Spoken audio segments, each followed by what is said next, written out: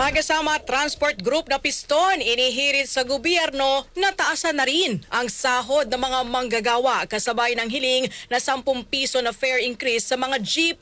Ang kasama natin sa balitang yan si Radjuman Gerald B. Ulep. RMN Live Reports. Panawagan ngayon ang grupong Piston sa pamahalaan na itaas na rin ang sahod ng mga manggagawa. Kasabay ito ng hirit ng grupo sa Land Transportation Franchising and Regulatory Board o LTFRB na magkaroon ng 10 pesos na jeepney fare increase para makasabay pa rin ang mga tsuper ng jeep sa mataas na presyo ng diesel. Aminado si Piston Coordinator Cirilo Latoreno na hindi pabor ang mga commuter sa mataas na pasahe na abot sa 23 pesos kapag inaprubahan ang hiling na taas pasahe.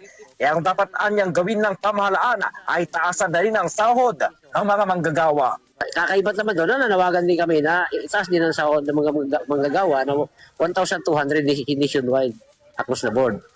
So sa ganoon,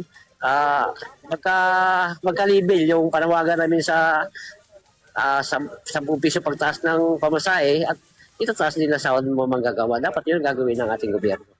Nilinaw naman ni Wilfredo Cano, ang Vice President ng Mabini Divisoria Baclaran Jeepney Operators and Drivers Association o MD Badjoda na provisional lamang ang kanilang hiling na dagdag pasahe habang hinihintay nila kung aaprubahan ang malakihang hirita na fare increase ay hinimok din niya ang pamahalaan na pag-isipang taasan na ang sahod ng mga manggagawa. Sa mga commuters, bagamat gusto man natin magalit, ang isa lang ang inihiling natin sa gobyerno, isabay ang sweldo. Itaas ang sweldo para ang mga mananakay hindi rin magreklamo sa pagtaas ng pamasahe. Ngayong araw, ipinatupad ng mga kumpanya ng langis ang ikalawang round ng mega oil price rollback. Pero ayon sa mga tsuper ng jeep, hindi pa rin ito sapat at dapat ay maibaba ang presyo ng diesel sa 55 pesos kada litro.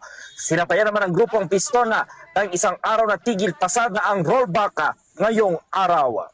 Kasama mo sa DSXL RMN Manila, Radjuman Gerald B. Ulep Tatak, RMN. RMN Network News.